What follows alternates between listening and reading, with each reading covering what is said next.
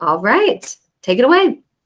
All right. Thank you, everyone, for joining us this Friday for another Tech Talk through the Tech Academy. I'm Regina, and today we have Dr. Brent Wilson from George Fox University, who's going to talk about cryptography, which is going to be a really fascinating topic, and we're really excited to have him back. Go ahead and take away. All right. Well, thank you, Regina. Thank you, Kinsey. Cryptography. Definitely everybody's heard a lot, obviously, about that recently, especially with all the ransomware things that are going on, and because that's all about encryption and being able to,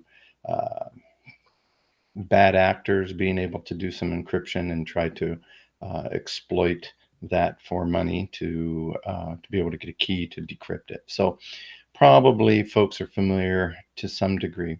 What I'd like to do today is I'm going to keep this pretty high level, because the one thing about cryptography is it doesn't take much scratching the surface and we get really, really mathy. So we're going to go there just a little bit, but I want to keep it high enough till we really are looking at concepts and what is cryptography, how is it used, and we'll actually do a little bit ourselves, which will be sort of fun as we go. Now, today, I am trying to also monitor the chat window. So if you don't, if your mic isn't on or whatever, and you want to type something in, I also know our Tech Academy staff's also taking a look at that as well in case I missed something. So just letting everybody know. So before we dive in, let's look at sort of what we consider is what's called the CIA Triad of information security. And there are three tenets to information security, and that is confidentiality, right? Only those folks who should be able to see something can see it. Integrity, the information they're looking at has not been changed or altered in any way. And then availability. You're able to get to information when you need to get to information, right?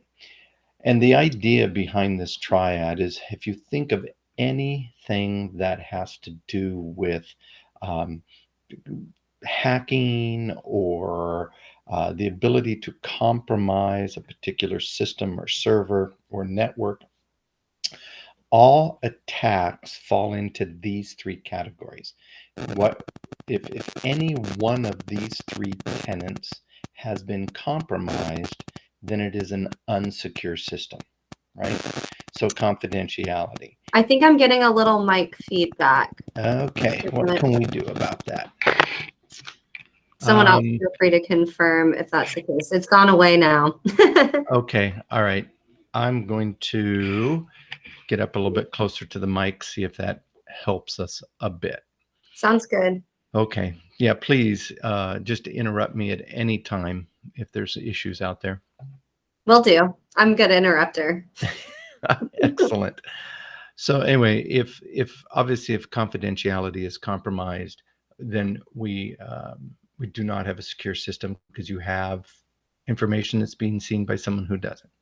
If they have the ability to manipulate the data or change the data in some way, then it is also not secure.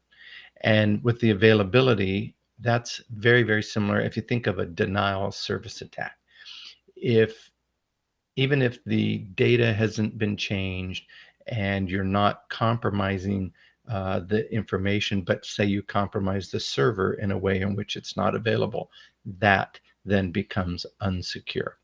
So when we look at this, the reason I put this up here is cryptography is used in what areas? Now, the common answer here is, well, of course, confidentiality, right? Because we want to somehow secure that information so that it's only seen by those who need. So we start thinking of encryption and decryption, and that is absolutely correct. And a lot of, 80% of cryptography is used in that confidentiality. but it's also used in another one of these tenets, and that is integrity. And we're going to look at that as well. How do we ensure that the information in which we're sending is actually the information that's received is actually the information that is sent? How do we do that? And we use cryptography to do that as well. So as we go through today, we're going to be looking at cryptography used for confidentiality, and we're going to be looking at cryptography used for integrity. So those are going to be the two sort of focuses, if you will, foci of today.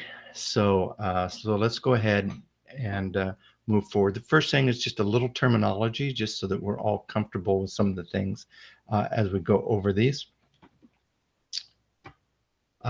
Cryptography or cryptology, you'll hear it, practice or the study of techniques for secure communication, right, in the presence of some adversarial behavior. So really trying to, again, secure that communication. Encryption is the process of encoding information. And you'll hear phrases like plain text and ciphertext. Plain text, think of that as the message that's being encoded. Ciphertext is the encoded message itself. And then decryption, obviously, is simply the reverse of that. There are, I got to remember I'm using the keyboard. I want to take you just a little bit of history. A lot of folks think that cryptography is new with computers and everything. It's not. It's been around for many, many, many decades, centuries. One of the first types of cryptography was what's called a skytail. And essentially, this was used back by the Greeks and the Spartans, where you would have a dowel of some sort of diameter. You would wrap it with parchment paper and then write your message on it. Now, you can think of, if I were to unwrap that and simply hand you the paper, it would look as though it is a bunch of random letters.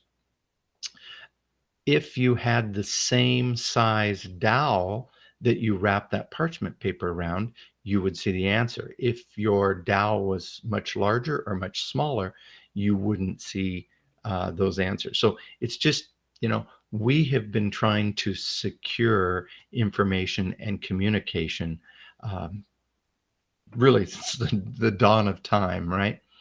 Another one that's very common, some folks may have heard of what's called a Caesar cipher. A Caesar cipher is a really simple transpositional cipher where all we're doing is shifting all the letters.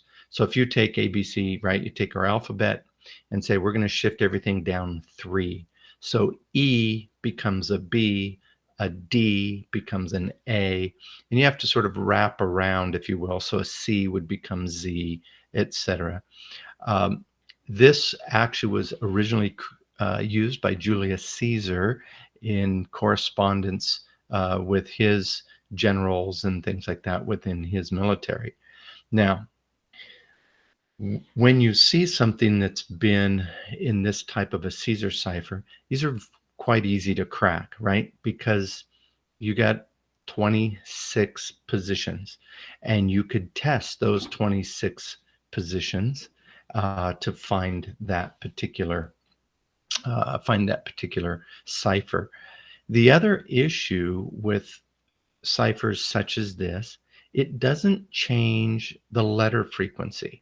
So when we look at, say, standard English letters, right? We look at our alphabet and look at the English language, there are certain letters that appear far more frequent than other letters.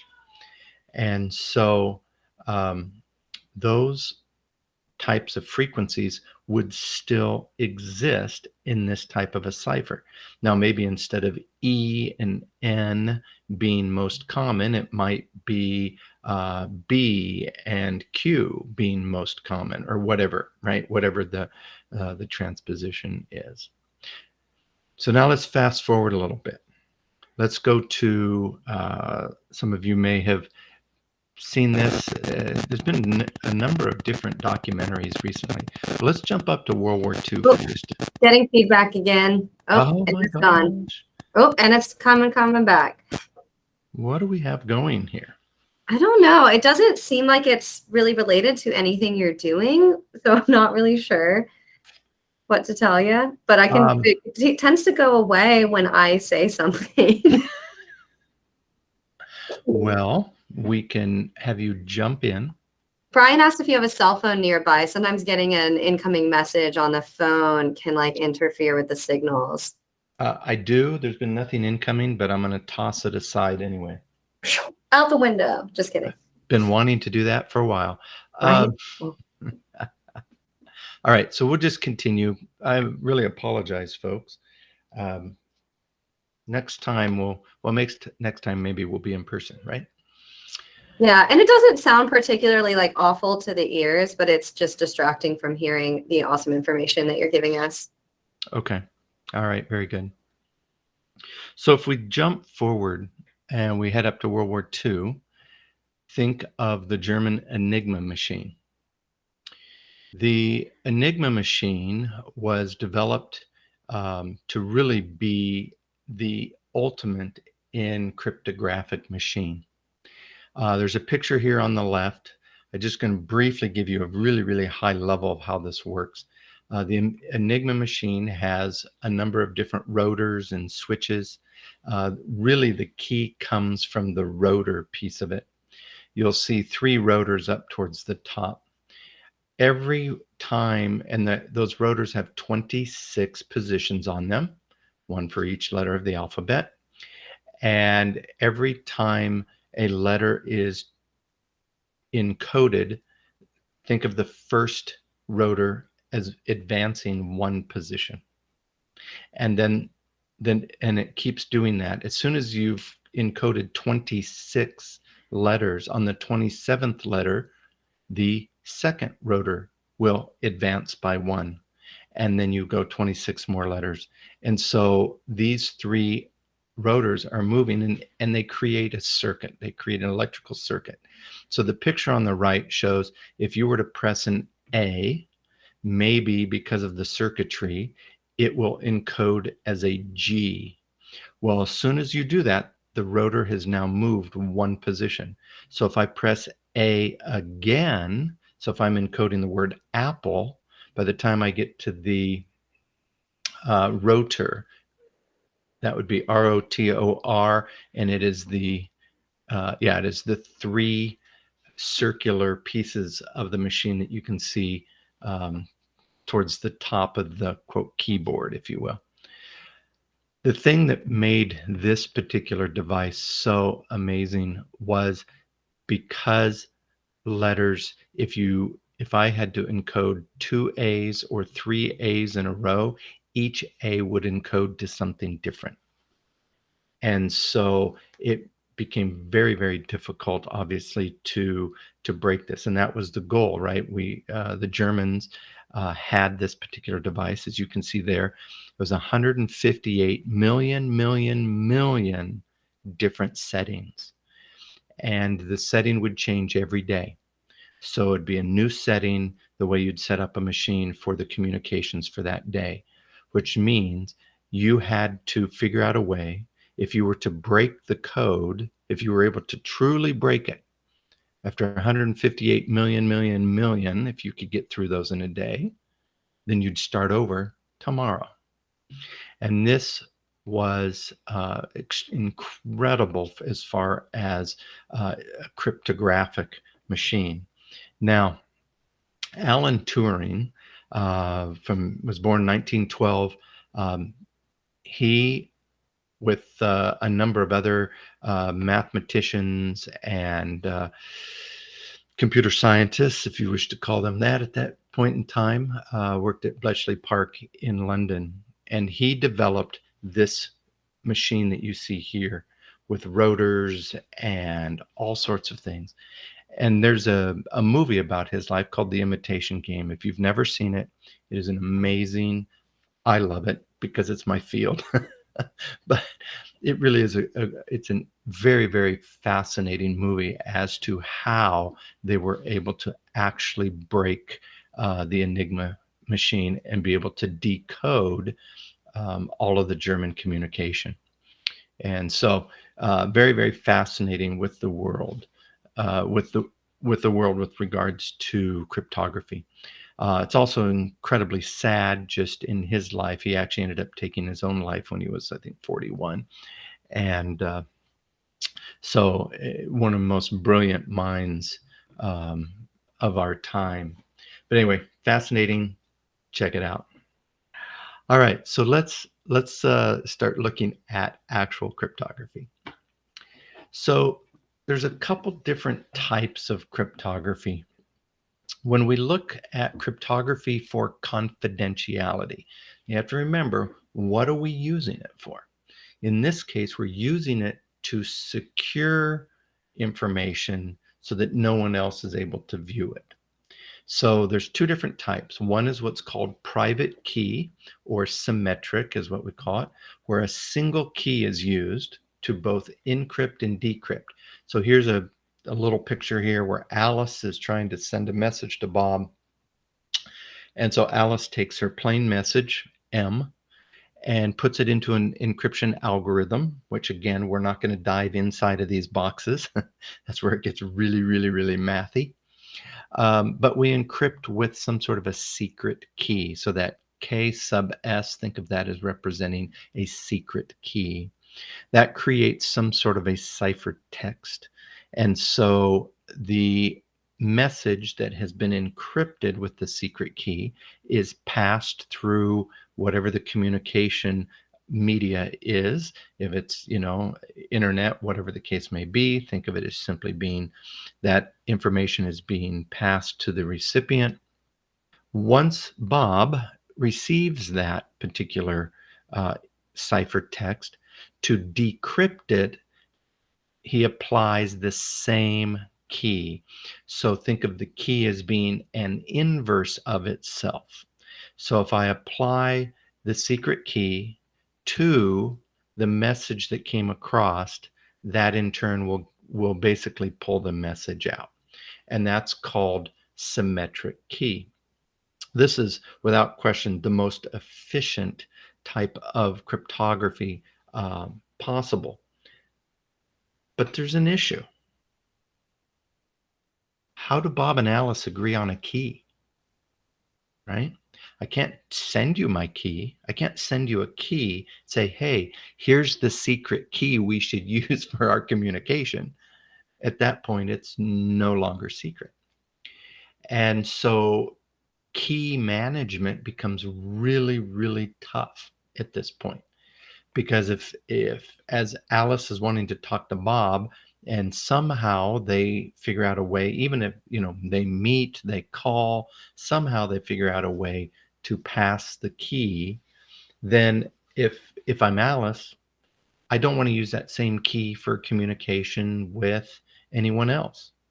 So I'm going to come up with a different key for every one of my communications. Now I have an issue with regards to key management, just like password management, right? And too often we as humans use passwords over and over and over because we don't have a good password management tool or technique that we're using. And the same thing holds true here. So by the time we get to the end of this talk, we'll get to the point where instead of having to communicate that key, I'm literally going to be able to encrypt the key and send it to Bob, and Bob will be able to decrypt it. And then I can start using random keys for all of my communications. All right, so key point, no pun intended. The key point on this slide is simply that symmetric cryptography uses a single key to decrypt or encrypt and decrypt. The other type is what is called public key or asymmetric cryptography. This is where each entity, both Bob and Alice, they possess two keys, a public key and a private key. And a public key is used to encrypt the message. The private key is used to decrypt. So in this case, Alice wants to send a message to Bob. So at some point, she talks to Bob and says, hey, send me your public key and I'll encrypt the message. Since it's public, anyone can read it. Bob sends his public key. Once Alice has that, she now encrypts the message with her public key. Now, quick question for tech staff. As we are doing this, I know I'm sharing a window. Are you able to see cursor movement or not? Yep, we can see the cursor move. I think because you're not in full screen, yes, that the cursor shows up. Okay, awesome. That's what I needed. I wasn't sure because I'm like, okay. Anyway, moving on. You don't need an explanation. I thought my cursor was showing up teaching the free classes for like a month or two before I realized it wasn't. Okay, so here, right, so we have the message. We take the message, we encrypt it with Bob's public key, so that the K for key, B for Bob, plus for public. Okay, so we take the message, we encrypt it with Bob's public key. That gets sent across. When Bob receives it, he now takes that message that's been encrypted with his public key and now applies his private key. And the private key applied to the message will then reverse the encryption, so it decrypts and gets the message back out. So in this case, instead of having to keep all these different keys for all these different people I want to communicate with, I only need two. I have my public and my private. I never hand out my private. That is mine, and I use it for decryption. But anybody who wants to communicate with me, here's my public key. Use this to do the encryption, because the only way to decrypt that message is with the private key that I already have. And so Alice would do the same thing. If this communication went back and forth, Alice would share her public key with Bob, and now anything Bob sent, he would use her public key. And now we get into what this is called public key cryptography. It's very easy with regards to initiating communication, because all you need is the public key, which is not private in any way and very easy to achieve. Okay. The issue with this, however, this is very computationally intensive, and we'll take a look at that in a moment. So anyway, this is public key. So symmetric key uses one key. Asymmetric or public uses two, a public and private. Now, we'll get a little mathy, but hang in there. I'll keep it as high level as I can. When we look at public key algorithms, in order for these to actually work, there are two major requirements. The first is that your public key and your private key that you're able to generate, when you get those generated, they have to be able to essentially be an inverse of each other. If I apply my private key to something that's been encrypted with my public key, it will give me the message back again. Obviously, that has to be, or this doesn't work.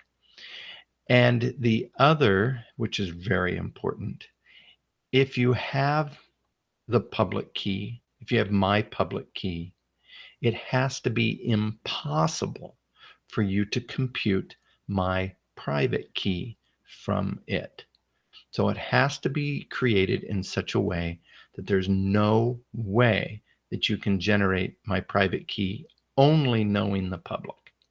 So with those two criteria, then we can actually do some of these cryptographies. Now, some of you may have heard the phrase RSA, right? RSA cryptography, sort of the gold standard. Well, RSA is actually an acronym for Rivest, Shamir, and Adelson. They were three scientists that came up with this particular algorithm. So what I'd like to do is let's actually use an example. Let's walk through the RSA algorithm. Let's say we want to actually send some message. Let's encode it and then let's decode it so you can sort of see how this all works. But before we go down that road, there is a little math we have to cover. So prerequisite math. We have to go back to 4th grade for just a moment, if you don't mind. There's something called modulo arithmetic. And when you see something like x mod n, what we're talking about is what is the remainder when x is divided by n. So the reason I said go back to 4th grade, do you guys remember the big R, right?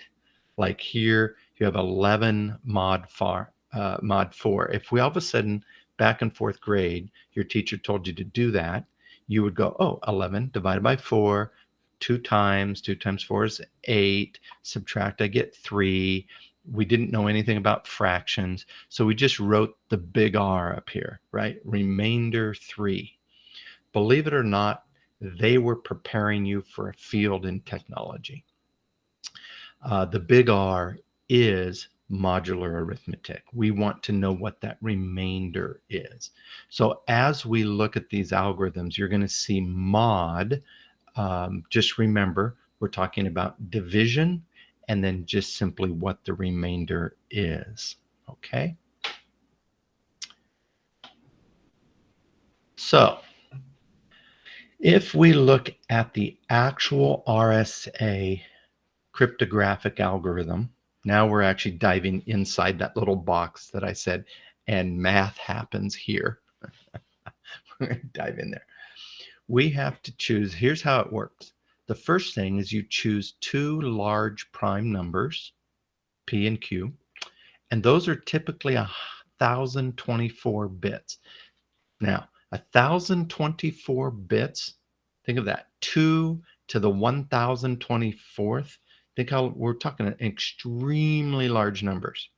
Now, we're going to do an example in a moment using literally a 3-bit number. We're talking single digit, really, really small, just so you can see how the algorithm works. So the way it works is once you have a couple extremely large prime numbers, we're going to compute the product, which is going to give you an even larger number. We're going to compute what's called Z here, which is simply your primes minus 1 and the product of that. We're going to go through, we're going to choose a number that has no common factors, so it's what's called relatively prime. And then the final step is we need to find a D where you have the situation where the product of E times D mod Z is 1. Okay, and everybody's like, all right, you just talked for 30 seconds. I don't get it. It's okay. Let's walk it, right? Let's walk through it. If you do those 4 steps, you will end up having your N combined with E that you found. So what you found in step 2 and step 3 give you the public key that you can just hand out to anybody. Your private key now is N, and the D that you found or that you chose, and that's your private key that you hold on to. So if we were to actually encrypt and decrypt using the RSA, here's the quote simple mathematical formula. If I am going to think of C for ciphertext here, M for message. So if I want to encrypt a message, I'm going to raise it to the eth power, and then I'm going to mod it by n. And whatever I get as the remainder of that division, that's my ciphertext. When the receiver gets it, it takes the ciphertext, raises it to the d power, whatever that number is, and does a mod on it by n, and you should get the message back. That looks really, really, really simple. And it is. Why is this so secure? Because the numbers are so large that in order to crack it, you have to factor all these and find all the possible combinations of factors that work and try each and every one. And when we're talking about extremely large numbers, we're talking about a very computationally intensive task. Here's an actual example. So let's choose P as 5 and Q as 7. Now, how many bits for 7? 3, right? If you know your binary, right? It takes 3 bits for 7. So instead of 1,024-bit numbers, I'm using 3-bit numbers, okay? So if I do that, then the product, N is 35, easy. Z is going to be 4 times 6. Remember 1 minus on each of them in the product? That was easy. I have to choose an E here that is relatively prime with Z. That means I have to choose a number that does not have any factors in common with 24. Well, 24, what do you got? You got 3, you got 6, you got 2, 12, which again, 2, 3, 6. So I have to choose something that doesn't have any of those factors. So I just choose 5. Then I calculate D, I choose D, and for this, we're going to actually, I wrote a little program to help us so we don't have to sit here and do the math. We'll use Python to help us out. So if I used these numbers, that means that my public key, again, is the N, which is 35, and the E, which is 5. Okay, so I hand those two things to you and say, these two numbers represent my public key. And so you're like, okay, I have a very important message to get to you.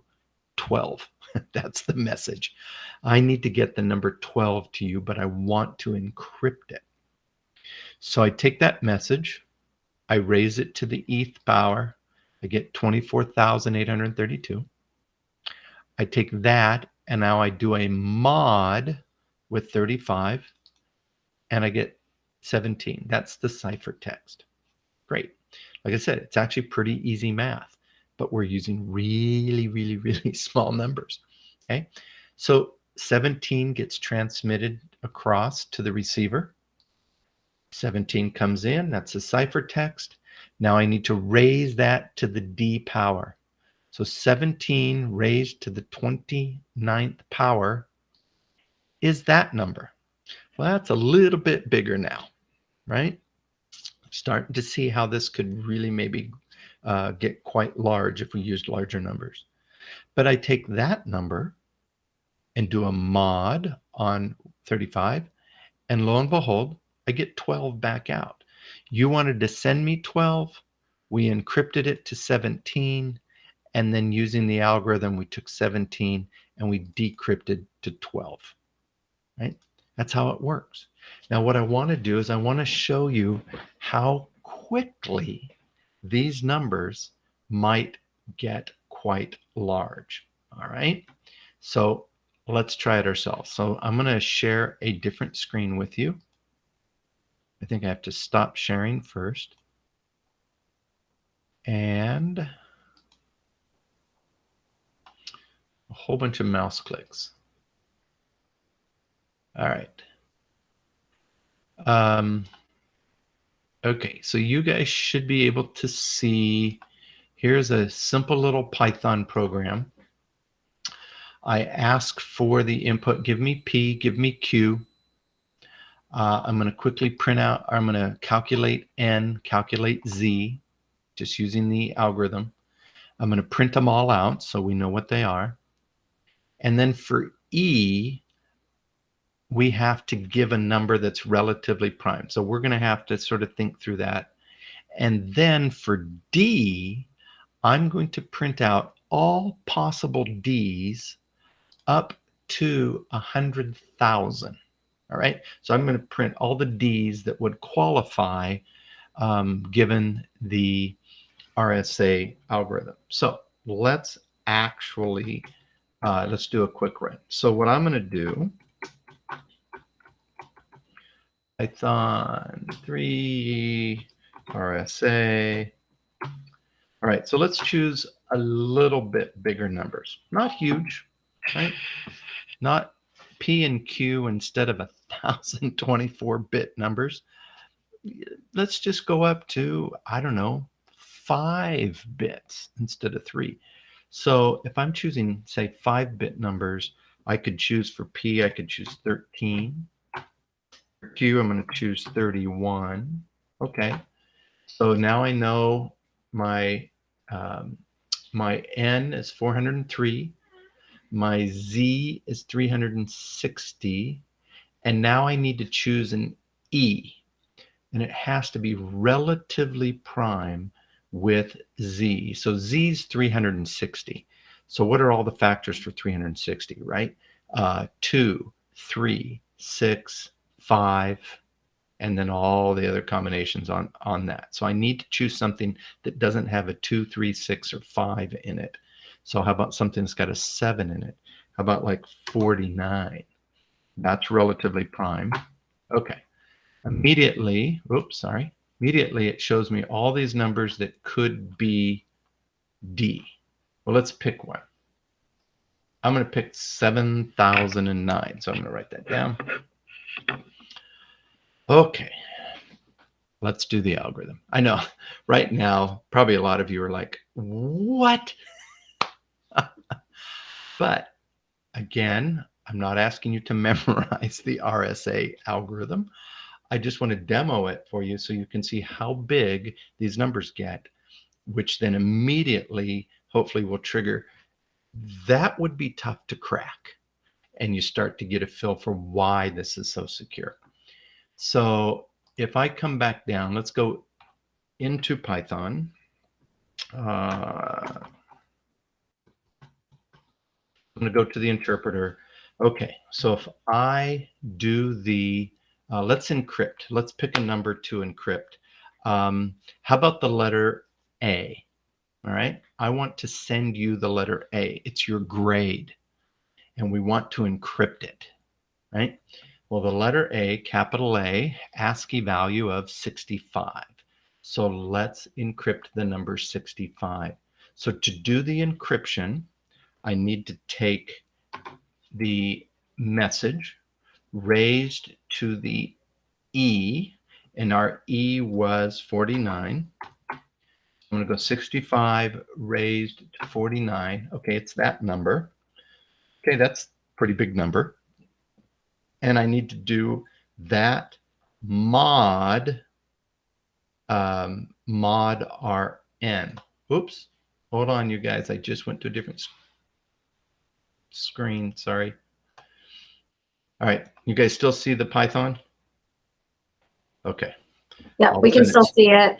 It switched desktops on me real quick. So, all right. So if I take that, if I take 65 raised to the 49th power, mod, and mod a lot of times is the percent symbol depending on your programming language that you're using. And I'm going to mod that now with our N, which was 403, 260. All right. So now I send that to you and I say, hey, your grade is 260. You're like, okay, I need to decode that. So I need to take that now and work backwards. So the decode is to take the the ciphertext, which is going to be 260 raised to our D. Our D was 7009. That's this number.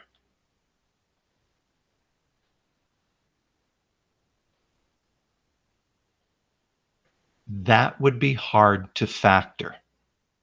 All right. We're talking about an extreme, and again, my P and Q at the beginning, I'm using 5-bit numbers.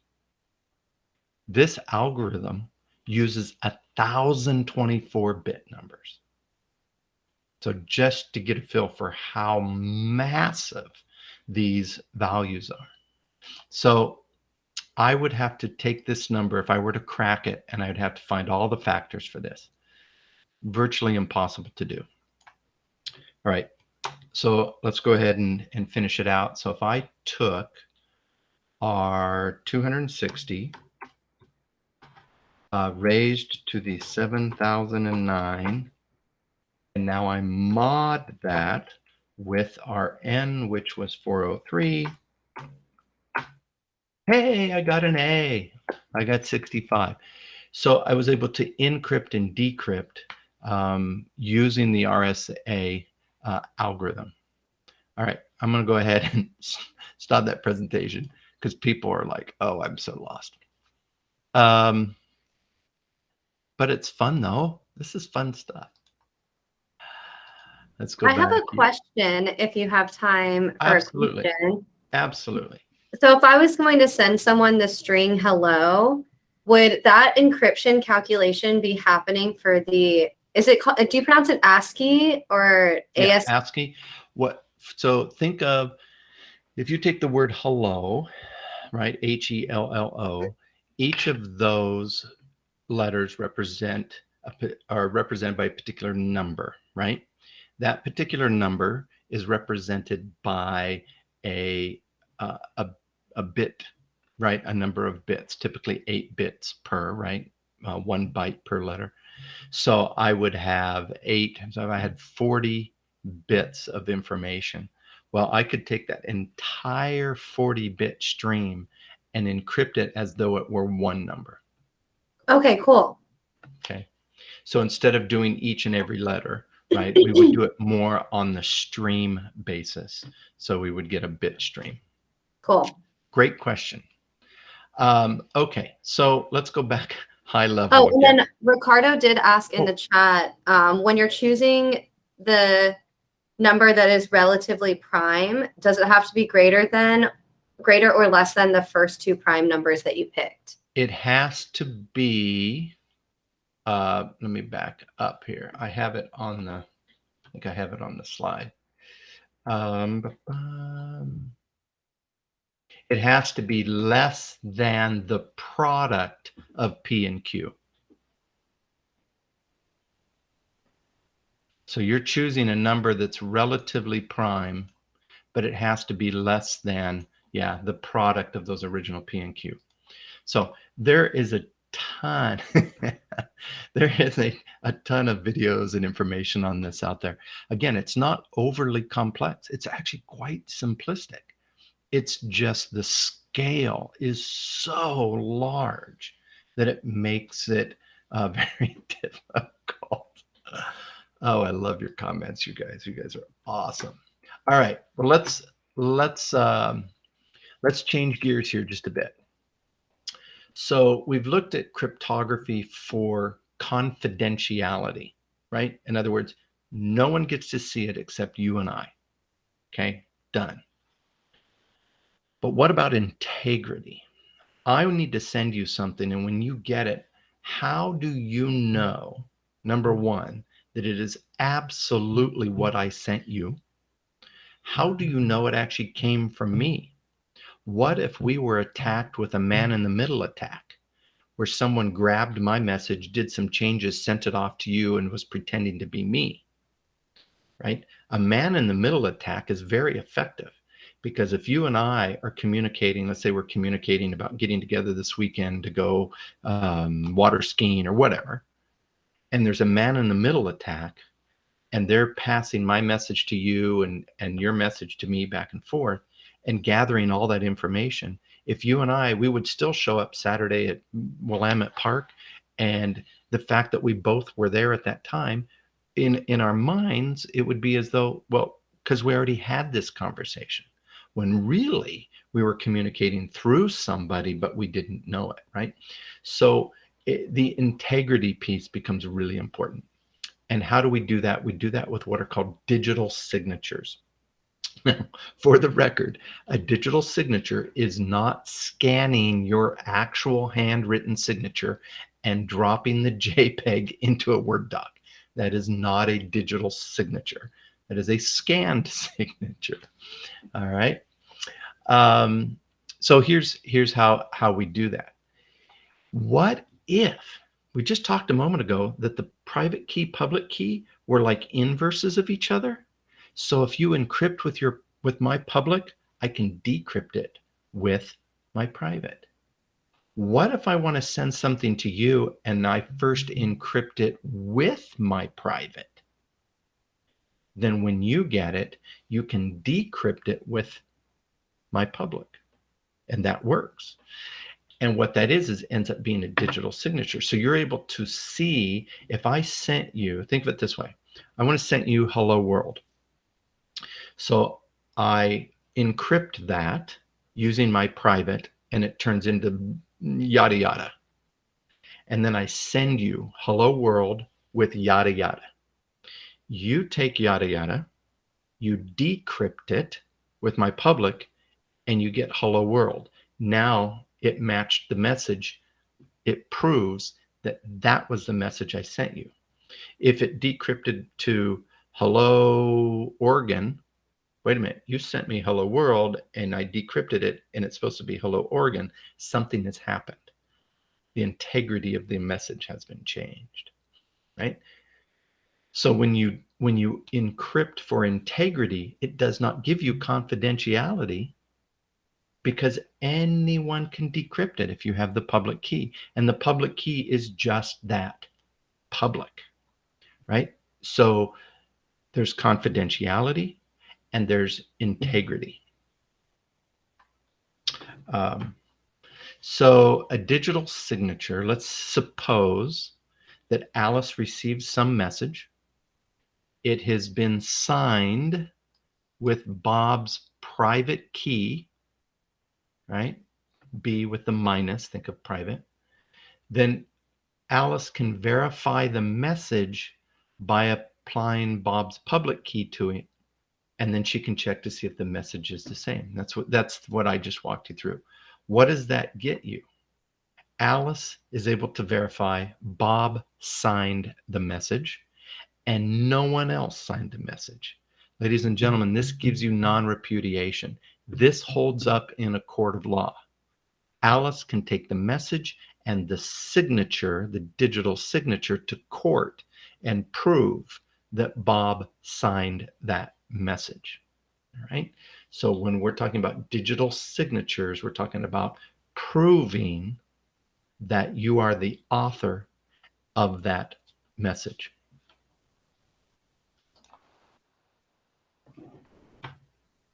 So what if the messages are really long?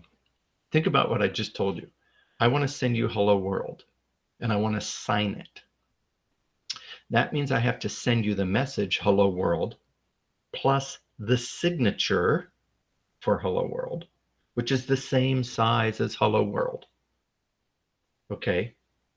So if the messages are really, really long, I'm doubling the amount of bandwidth required to get you that information. That's not efficient, right? Imagine I need to send you a 52-page document. I now digitally sign it, and now here's the 52-page document, and here is a digitally signed 52-page document that you have to decrypt and now compare it with the original document. And the comparison's easy. We have a lot of programs that will do that for us. But all of a sudden that becomes incredibly inefficient. So we look at how do we digitally sign something without increasing the size of everything that we have to send.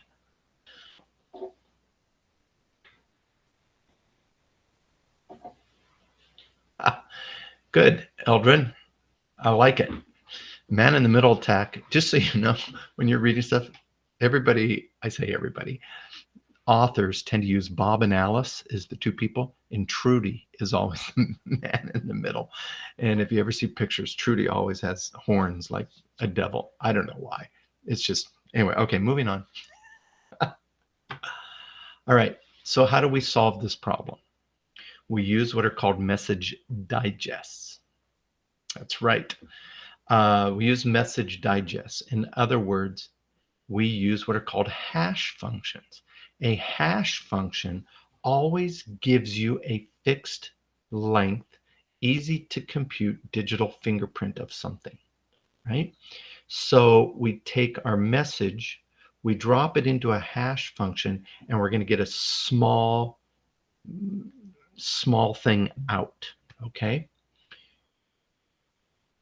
Now, if I digitally sign the digest, now I can send you that 52-page document.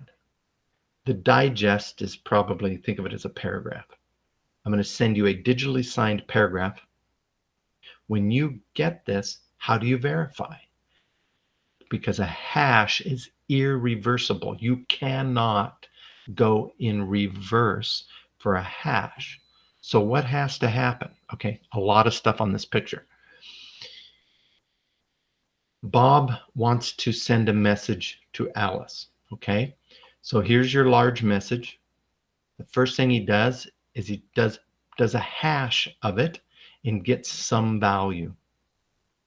He now digitally signs the hash value by encrypting it with his private key. So I have an encrypted digest. He takes that plus the large message and sends it. Alice receives that. She takes the encrypted digest and she decrypts it with Bob's public key, giving her the hash. Now she can't reverse the hash. So in order to ensure that nothing has changed, she can take the original message and hash it herself and now compare the hash values. If the hash values are equal, then this has not been tampered with. That is the exact 52-page document that needed to be sent. And it has been digitally signed by Bob. All right. Now the thing, hopefully by now you're starting to see is that, okay, so in public and private key cryptography, when we encrypt with public and decrypt with private, that's confidentiality. But if we encrypt with private and decrypt with public, that gives us integrity. It gives us the digital signature, right? So it's exactly what I just said. Confidentiality, right? Using public to encrypt, decrypting with private. Integrity is encrypting with private, decrypting with. But what if you want both? Not only do I want to prove to you that this is exactly what I sent you, I don't want anybody else to see it also. So I want confidentiality and integrity, not or. What do? We take what we just saw here, and you take all of this and now put it into the encryption part. And you get, now this is just half of the equation. This is Alice wanting to communicate with Bob, and she wants both. She wants to provide secrecy, sender authentication, and message integrity. Let's walk through this. The first thing she does is she takes the message, she hashes it, which gives her a digest. She encrypts that digest with her private key, digitally signing that. She takes that, puts it together with the message. She now has the digitally signed piece. She's now going to encrypt it with some secret key. She randomly chooses a secret key. Now, wait a minute. Bob doesn't have that key. Well, here's what you can do. You can take that secret key and encrypt it using Bob's public key. Once that gets encrypted, we send all of that over the internet. When Bob gets it, the first thing he does is decrypt the secret key. Once I have the secret key, then I can go and I can start decrypting the message and then can check the hash. So in this case, in order to provide all aspects of cryptography, in this case for both confidentiality and integrity, Alice has to use 3 keys. She uses her private key, she uses Bob's public key, and a newly created symmetric key. What I showed you with the RSA, think of the computational intensiveness that would take place if you and I were communicating and everything we did, we had to go through that RSA. It's horrific. Where public key is used is, what if we used that just long enough to exchange secret keys? And then we're right back to just symmetric. And so if we use RSA to exchange some sort of a secret key, and it can be a random key because we can make it up every time we have a communication. If we do that, then all of this goes back to this. All of a sudden, we're just communicating with a secret key. All right. That, ladies and gentlemen, was a ton of information. But I tried to keep it at high level, so at least understand conceptually these different concepts. Symmetric key, asymmetric, right? So private key encryption or public key encryption. Private key uses 1 key, public uses 2. And how you encrypt, which way you encrypt, gives you confidentiality or message integrity. So with that, I see that I pretty much used up the entire hour, but let me open it up. Any questions or comments? Well, I have a comment, and that's that this was super interesting, and I think you presented the information in a way that it was really accessible, and you took it at a good pace, and that's, you know, it was a lot of information, but I think it was the perfect amount of information for the time. And yeah, that's super interesting. I didn't really understand how all of that worked, and now I feel like I do. Well, good. Well, thank you. Appreciate it. And anyone else that wants to ask a question, you can just go ahead and unmute yourself or post something in the chat box. Or email me.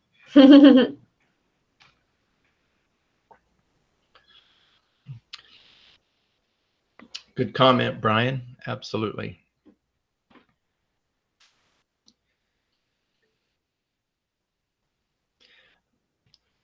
Just a couple times.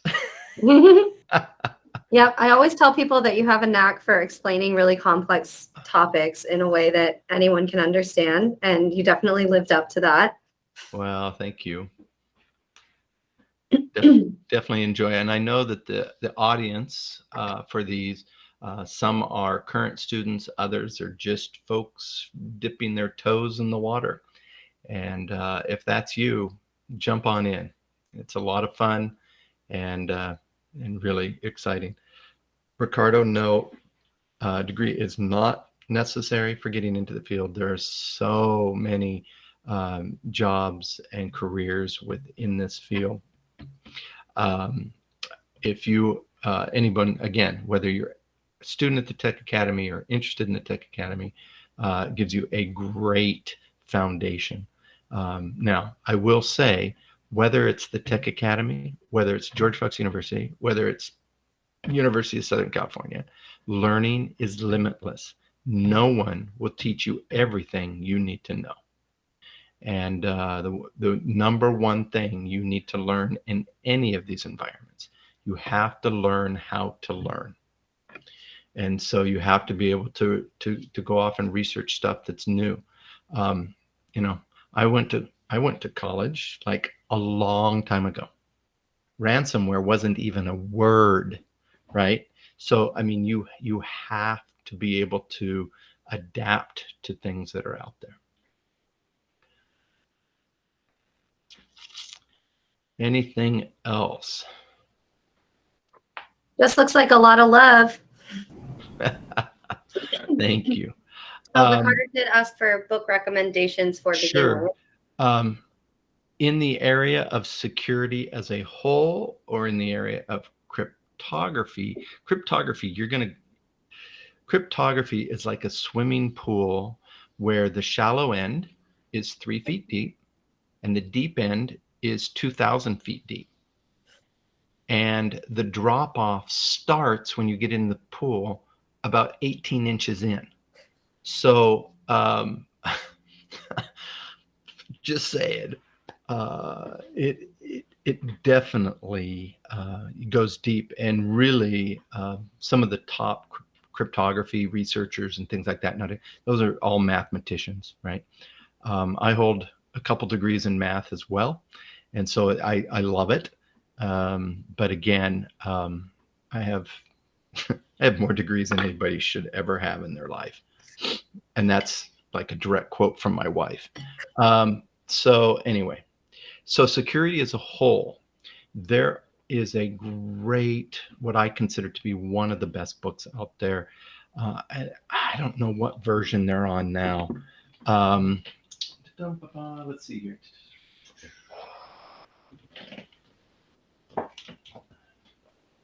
So this is 2nd edition. I think they're on 4th.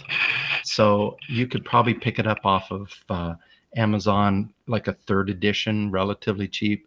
Don't have to spend the hundreds for the late. I keep looking down. I'm sorry, I should be looking at my camera. But anyway, it's called Corporate Computer Security, Corporate Computer Network Security. It's by Panko. And I think the 3rd edition is called, I think it's the same title, but it also has someone called, author called Boyle and Panko, Boyle. Great. And I mean, as an example, sorry, I'm going overboard now, but just this has, as an example, I'll just read you the titles of the 9 chapters in this book, right?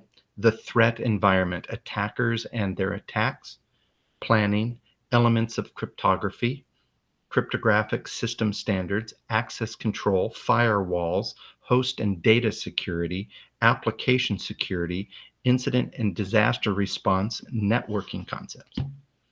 It's like an all-in-one. And so it's excellent. I really like the 3rd edition if I had to choose. So, and I don't know what that's running. Probably somebody has already looked it up on Amazon. Other questions, comments, thoughts, concerns?